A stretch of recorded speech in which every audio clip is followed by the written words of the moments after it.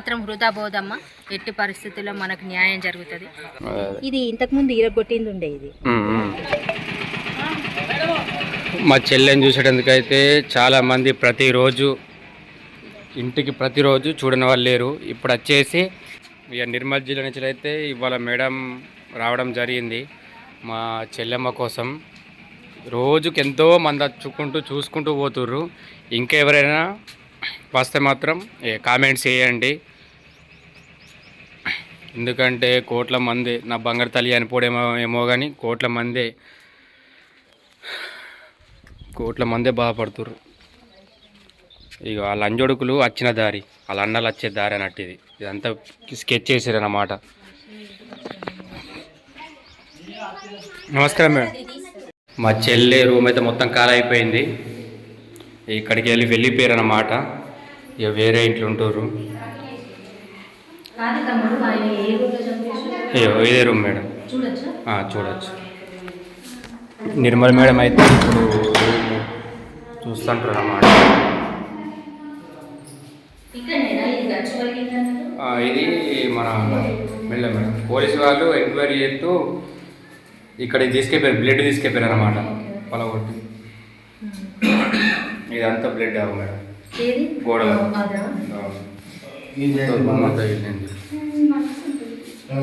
అయితే ఇక్కడ ఎందుకు అంటారు అంటే వాళ్ళు ఇక్కడ మా చెల్లె జ్ఞాపకాలు ఇంట్లో పొద్దులు ఎత్తేనే ఒక మహాలక్ష్మి లెక్క తిరుగనట్టు అటు ఇటు. ఆడపిల్ల మళ్ళీ ఒక్కటి ఎంతో మంచిగా ఉంటుండే కదా, బాధలు వచ్చి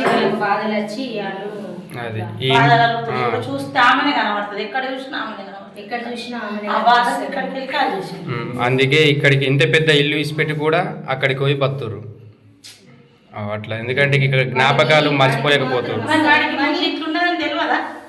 మమ్మల్ని బాగా నమ్మించింది మేడం. అది జస్ట్ ఒక వీడియో మందమే పెట్టిరు. అది రియల్ అనుకోలేము. ఆయన మనసులో రియల్ ఉందని మనకు తెలియదు. ఆడు జస్ట్ యూట్యూబ్లో అట్లా యాక్టింగ్ చేసిండని అనుకున్నాం కానీ ఆయన మనసులో రియల్ ఉందని ఆడు బయట పెట్టలేడు. మా చెల్లెని చంపరాక మాకు రియల్ అందే లేదు. వాళ్ళ అత్తమ్మ, ఇప్పుడు మా చెల్లె వాళ్ళ అత్తమ్మ ఉన్నది కదా, వాళ్ళ అన్నలు వాళ్ళ అమ్మ ఎప్పటి నుంచో ఈయనకి ప్లాన్లు అందిస్తూనే ఉంటారు అన్నమాట. ఇటు రాత్రి ఒకటంగా పోయి తెల్లారి 5 గంటల వరకే అచ్చుడు ప్లాన్స్ చేసుకుంటారు. అల్లమ్మ దగ్గరికి పోయి అడుగుతే ఏమన్నాడు, నాకు హాస్పిటల్ పేషెంట్లు వచ్చారు అని.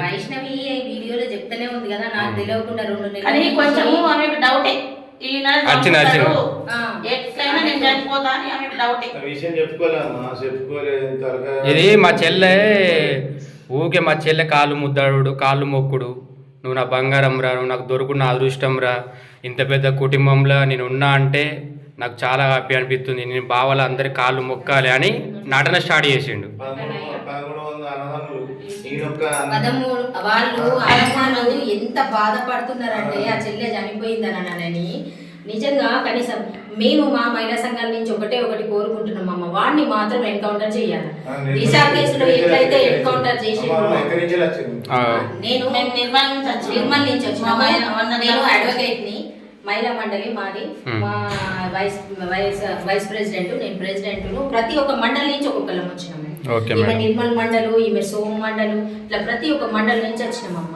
అందుకని మాకేందని అంటే వాడిని ఎట్టి పరిస్థితుల్లో వాడిని కూర్చోబెట్టి తిండి పెట్టడం కాదు, వాడిని ఖచ్చితంగా దిశ ఎట్లా చేసిండ్రో వాడిని ఎన్కౌంటర్ చేయాలా.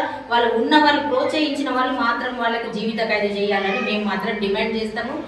ప్రతి ఒక్క మహిళా సంఘాలు మేమందరం కలిసి ఒకసారి మాట్లాడుకొని అందరం కలిసి పెద్ద ఎత్తున కూడా ధర్నా చేసి ఖచ్చితంగా మేము ఇక్కడి నుంచి వచ్చిన తర్వాత పోలీస్ స్టేషన్ కూడా వెళ్తాం. మరి ఏం చేసారు, ఎక్కడ దాకా వచ్చిందండి, అక్కడ కూడా వెళ్ళేసి మాట్లాడి ప్రెస్ వాళ్ళని అందరిని పిలిచి ఒక ప్రెస్ మీట్ పెడతాము. ఇన్ని రోజులు కూడా అసలు వాడిని తీసుకొచ్చి మేపడం అనేది చాలా దండగా నన్ను అడిగితే ఎంత క్రూరంగా పెట్టడం అనేది. ఇప్పుడు వాడిని చూసి ఇంకొక 10 మంది నేర్చుకుంటారు. ఎట్టి పరిస్థితుల్లో వాడికి తిండి పెట్టడం కానీ జైలు వేయడం మాత్రం కరెక్ట్ కాదు. ఎట్లయితే శిక్ష ఎత్తే లాభం లేదు, ఆ శిక్ష ఎత్తే ఇంకొక సంధి దొరికిపోతుంది, వేరే కూడా చంపే అవకాశం ఉంది.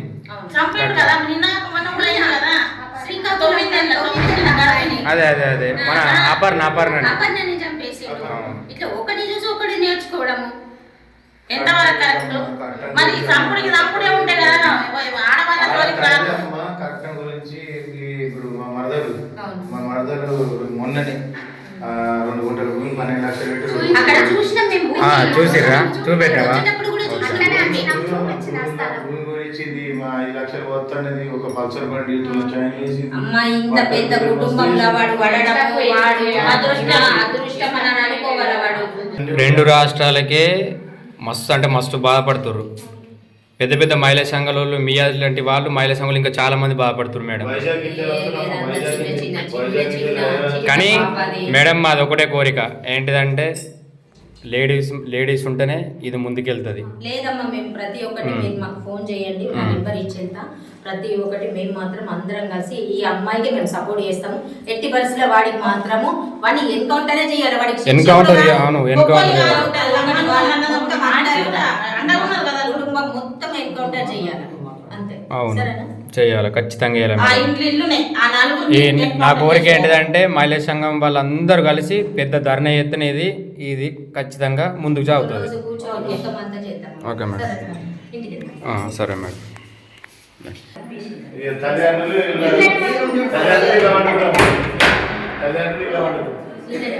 ఇలా అంటారు ఆడు అయితే ఏం చేసి చెప్పలే మేడం. వాళ్ళు ఆ రూమ్లో ఉన్న కూలరు ఈ రూమ్లో వచ్చి ఇక్కడ పెట్టిండు. మా పిన్ని చెవి కూడా పెట్టిండు. అప్పుడు రాకుండా ఇక్కడ పెట్టిండు మేడం కూలరు. ఈ గోడ పంట పెట్టిండు కూలరు. ఇక్కడ స్విచ్ ఉంది అక్కడ కూలర్ సౌండ్ చెవు కన్నా పెట్టిండు. మా పిన్ని కన్నా వాడుకున్నారు. ఆ చెవు కన్నా సౌండ్ పెట్టి వెళ్ళిండు. మరి పొద్దున్న లేచినప్పుడు ఆమె చనిపోయినప్పుడు వాడు ఏమైనా యాక్టింగ్ చేసిండు? ఆడు మార్నింగ్ లేచిండు, అదే రూమ్కు గడి పెట్టిండు, పెట్టి పరద కప్పిండు, కప్పి పోయి బ్రష్ తోముకుంటుండు. బ్రష్ తోముకుంటే మా పిన్ని చూసింది. చూసిన తర్వాత బ్రష్ తోముకుంటున్నా అంటే ఏం గతి ఏమనుకు లొల్లు ఏం కాలేదు కావచ్చు, నైట్ అయితే కొంచెం బాగా తక్కువ సౌండ్ వినబడి అన్నట్టు అని పిలిచిరు. ఆయన వీళ్ళు పిలిచిరు. హరే ఏమైంది అల్లుడు ఏమైందంటే ఈడే ఏమంటుండు తెలుసా, వయసు ఉండు ఎందుకు ఊకే చాంతలాడుతావు, అత్తమ్మ వెళ్తుంది చంపి అని ఈడే మాట్లాడాడు. మా చెల్లెలకి ఈడే మాట్లాడిండు, ఈయనలకి ఈడే మాట్లాడి అయ్యో మా పిన్ని చూసి ఏమన్నది జాంతరాలు ఆడుకుంటారు ఎందుకు అని మా బాబాయ్ని భార్య భర్తలు జాంతరాలు ఆడుకుంటారు ఎందుకు అని వచ్చి మళ్ళీ వాడుకున్నారంట. తెల్లలేసి చూస్తే మంచిగా ఉన్నాడంట. ఏం కాదు పర్లేదు ఇక అల్లుడు మంచిగా ఏమో జాంతరాలు ఏదో ఆడుకుంటారు అనుకున్నారు. ఆడ బ్రష్ చేసుకొని నోట్లో నీళ్ళు పోసుకొని డైరెక్ట్ బండి గడికి వెళ్ళిండు. బండి వేసుకొని ముఖం కూడా చూస్తున్నాడు. ఎప్పుడైనా మా పిన్నికి చెప్పి అత్తమ్మ గిడికి పోయేస్తా అన్నట్టు ముఖం కూడా చక్కగా వెళ్ళిండు. ఇది మా కత్తి ఉందని మా పిన్ని అక్కడికి వచ్చి చూస్తే గొల్లెం ఉన్నది. టక్కన వచ్చి చూసేలోపు కథ మా చెల్లెని ఉల్టా పల్టా బెడ్ కింద నూకేసి పెట్టిండు. మొత్తం బ్లడ్డే బెడ్ కింద నూకేసి పెట్టిండు. చనిపోయింది. రూమ్ అంతా బ్లడ్డే, మంచంకు బ్లడ్డే, పరుపులకు బ్లడ్డే. ఫొటోస్ ఉన్నాయి నేను పంపిస్తా మేడం. మొత్తం నూకేసి పెట్టేసి కథ ఒక్కడిసే షాక్ అయింది. పిన్ని కన్ను తిరిగి పడ్డది. మా బాబాయ్ వచ్చి మా అందరికి ఇన్ఫర్మేషన్ ఇస్తే మేము ఊరికి వచ్చేలోపు ఆడెక్కడ పడడో తెలియదు, పరారు.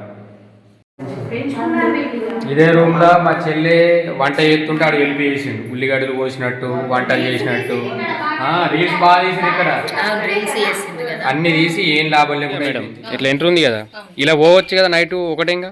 అయ్యో ఇలా వెళ్ళటోడు ఇగో రాండి మేడం ఒకసారి అబ్జర్వేషన్ చేద్దురండి.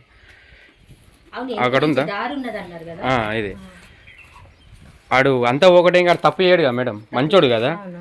ఇది మెల్ల సౌండ్ లేకుంటే తీసి అటు దుంకేటోడు ఊసుకెలా. చెప్పండి మేడం ఇవన్నీ ఆడబెట్టుకునేవి. ఇక్కడికి వెళ్ళి అట్లా వెళ్ళేటోడు ఎస్కేప్ కావడానికి మొత్తం ప్లాన్లు చేసుకున్నాడు మేడం వాడు. ఇది ఇంతకు ముందు ఇరగొట్టింది ఉండే ఇది మేడం. బ్లడ్ మన వయసు అమ్మ మా తల్లి మొత్తం బ్లడ్ మేడం. అదంతా చెద్దర్లు ఎంత విండినా పోతలేవు, అంత మరకలు చేసినాడు. ఆయనకి ఇంత పెద్ద ఇల్లు అచ్చుడంటే ఎంత అదృష్టం. అయినా ఆయనకి టేల పెట్టించినాం మేడం. అక్కడ 12 లక్షల తాగుకొని ఇచ్చినాం. చూసిరు కదా మేడం, చూసిరు. ఇంత పెద్ద ఉండంగా ఆయనకి అంత కూడా చిన్నిల్లే ఉంది మేడం, ఒక చిన్నిల్లే. మా చెల్లెని వేసుకున్నందుకు ఈయనకి ఇంత పెద్ద అదృష్టం వచ్చింది. కానీ మా చెల్లెని చంపేసి పోయినాడు. ఆయనకి కుసం తిన్నుడు నచ్చలే మేడం. ఆయనకి ఇంత మంచిగా సుఖంతో ఇష్టం లేదానికి. అదే దగ్గర ఉంటా అంటేనే అన్నది అల్లుడు మరి ఇక్కడిక్కడ తలంగా ఉంటావా అంటే ఉంటా నేను ఇక్కడ ఉంటా అంటే అక్కడ కొనిచ్చే చూసిరా మేడం. అత్తరామ్మ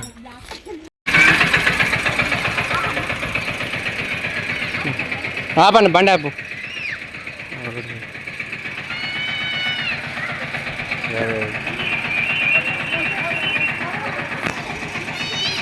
మేడం అమ్మ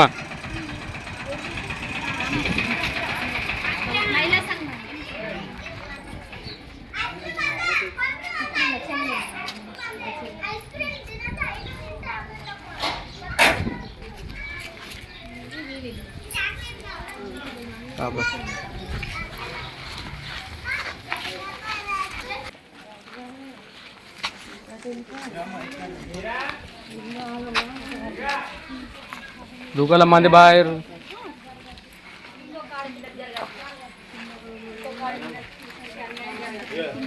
ఇక మేడం అలా చిన్న సంత చిన్న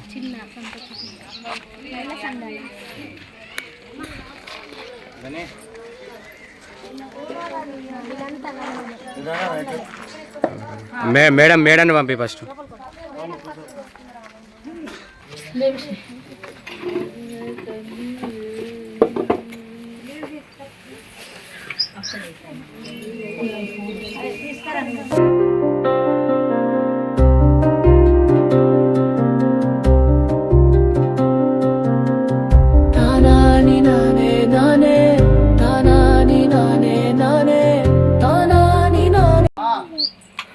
నేను నిర్మల అడ్వకేట్ని. నేను నిర్మల్ నుంచి వచ్చిన.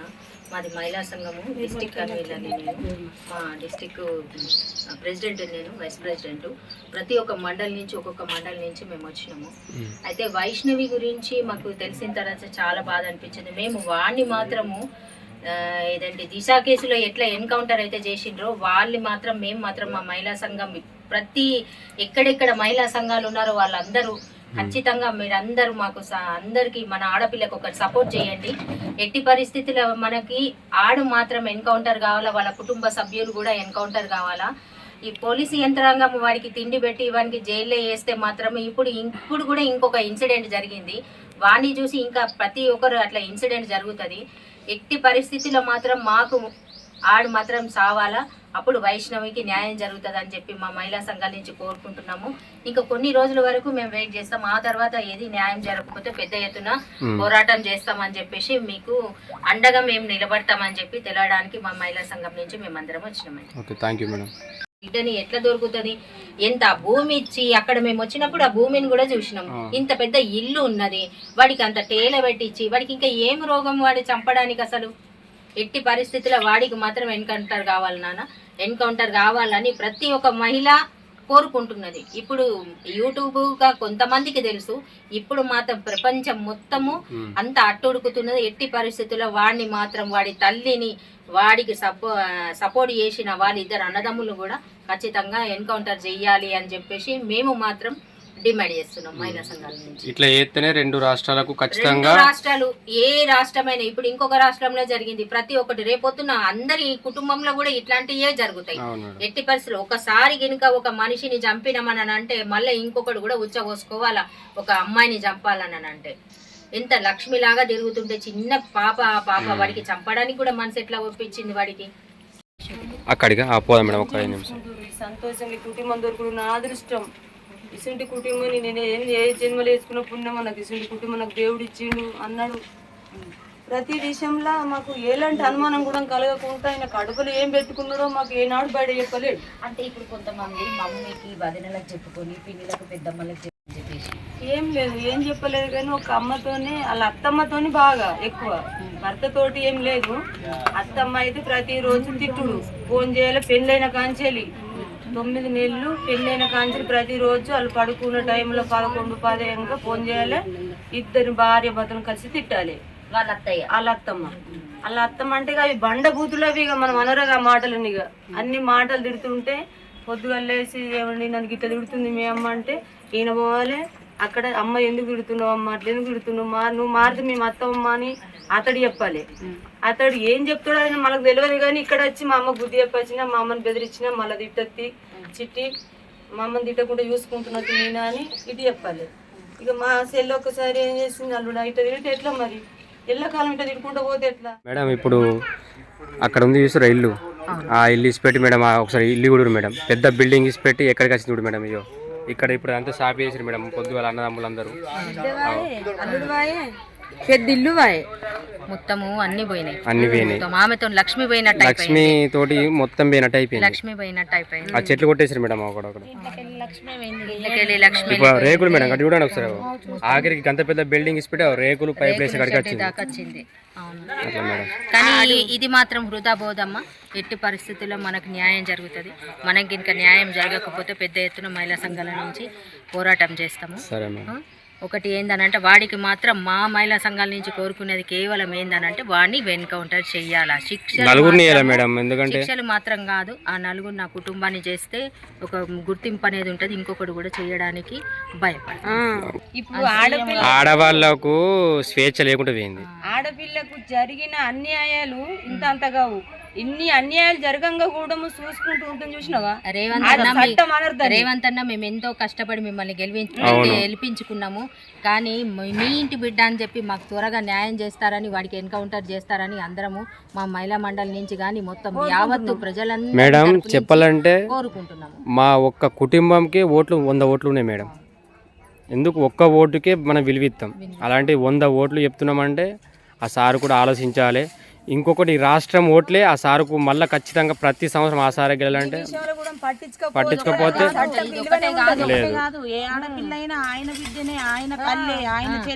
ఓట్ల కోసం మేడం, ఒక్క ఓటు కోసం 10 సార్లు ఇంటికి వస్తారు, కానీ ఒక్క ఆడబిడ్డ కోసం రారా?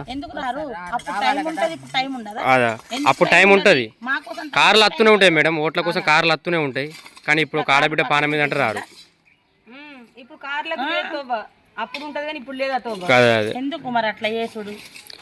మరి రాజ్యం అంటే మేమే కదా, మీ ఆయన గెలిపించి గద్దెక్కిచ్చింది మనమే కదా. మరి మనకు నష్టం జరిగినప్పుడు ఆయన రాకుంటే ఎందుకు? కోసం వస్తావు ఇక మరి ఎవరి కోసం ఇక నువ్వు గెలిచింది మమ్మల్ని కాపాడుతుంది. ఇప్పుడు రాష్ట్రంలో ఏం జరిగినా మన సీఎం సార్ చూసుకుంటారనే కదా మనం బతున్నాం. ఇంకా వీళ్ళకు రక్షణ ఉండాలంటే ఖచ్చితంగా ప్రభుత్వం పట్టించుకోవాలి కదా. ఇది కూడా మా చెల్లె వైరల్ కాబట్టి పట్టించుకుంటారు, కానీ ఎంతమంది ఆడబిడ్డలు పాలన అవుతున్నాయి మేడం ఈ రాష్ట్రంలో? రోజుకొక 4 అయితే పోతున్నాయి ఇట్లనే నిజంగానే. సరే మేడం, ఇప్పుడు ఎక్కడికి వెళ్తున్నారు మరి?